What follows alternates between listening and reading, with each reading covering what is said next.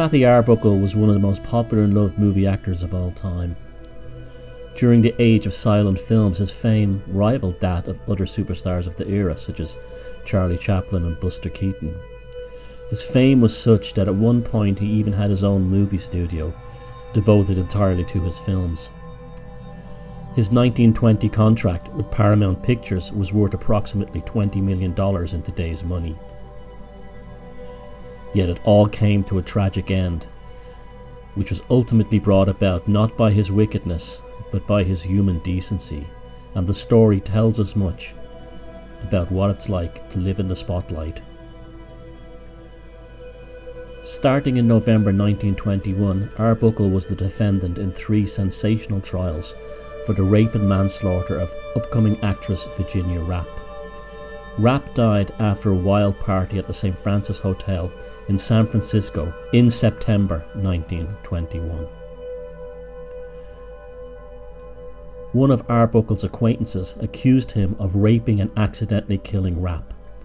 Arbuckle was acquitted in the 3rd trial and received a formal written statement of apology from the jury.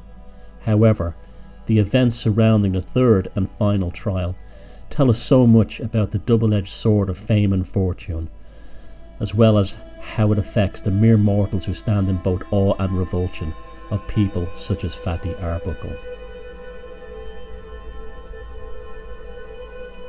On April 12, 1922, the jury verdict in the 3rd and final trial of silent movie star Roscoe Fatty Arbuckle was delivered by an adoring jury to finally once and for all determine if Arbuckle was guilty of literally murdering a woman with his penis.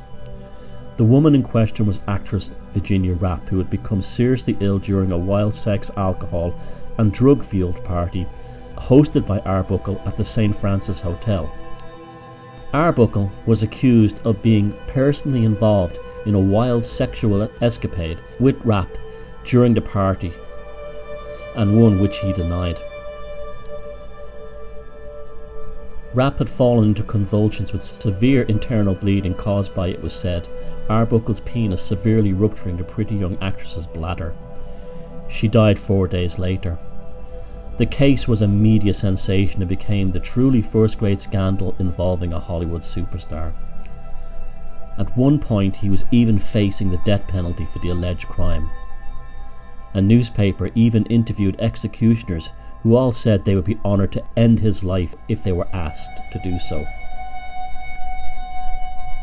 When the jury finally found Arbuckle unanimously not guilty in the 3rd trial, a sizable portion of the jury's deliberations were little more than a starstruck fan club statement written down by the jury and handed to the foreman to be read aloud,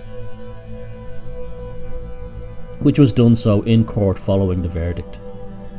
5 of those minutes were spent writing a formal statement of apology to Arbuckle for putting him through the ordeal, a dramatic move in American justice.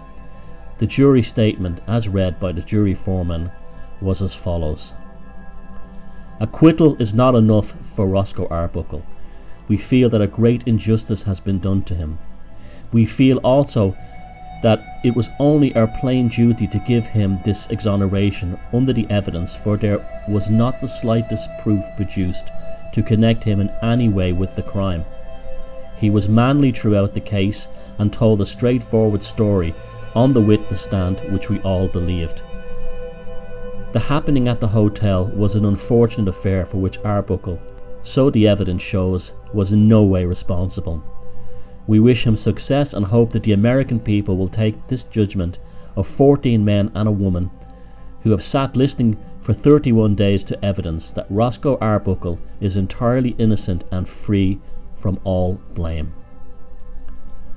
Although the verdict was fair in the sense that Arbuckle was innocent of the charges made against him, what the jury really brought to light was how the idea that a Hollywood star should not go to prison for crimes that would have almost certainly have involved a long custodial sentence for any regular male of no fame who found themselves in the same position. Arbuckle's fame had both saved and destroyed him in equal measure. A truly Dionysian ending to his life.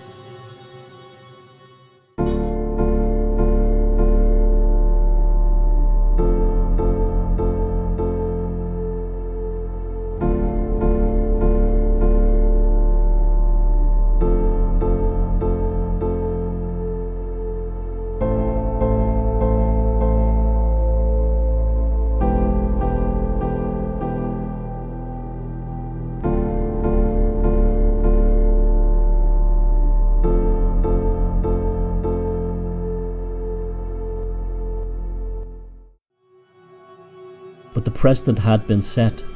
In the USA and later in the rest of the world, celebrities were deemed more worthy of protection from the morals and laws of society for no other reason than they were famous.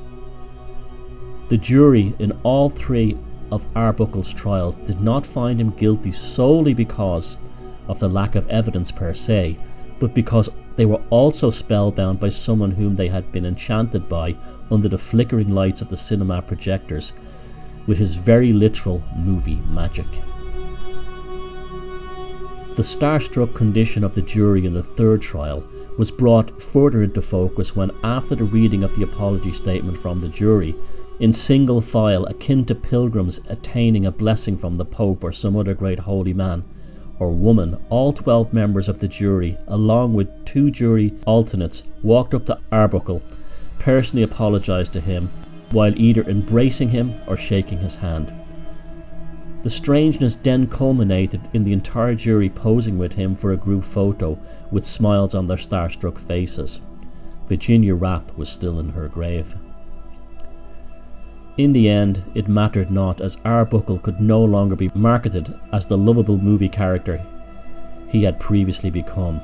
Soon the obligatory shunning of Arbuckle followed by his former Hollywood friends and associates, not because of the death of Virginia Rapp per se, but because they were worried about their own perverted lifestyles being possibly talked about and made public.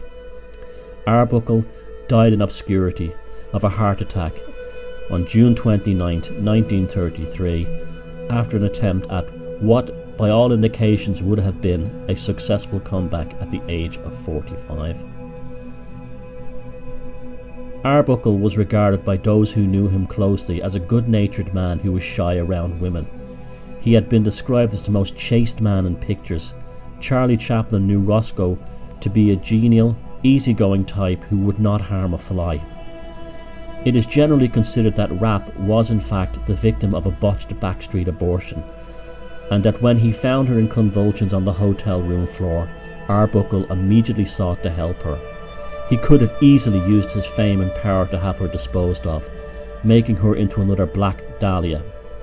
Instead, fatty Roscoe Arbuckle did the correct thing and showed compassion and care. Ironically, the following morning after his death, the Screen Actors Guild became a union and began working according to industry and civil guidelines. However, this was too late for both Fatty Arbuckle and Virginia Rapp.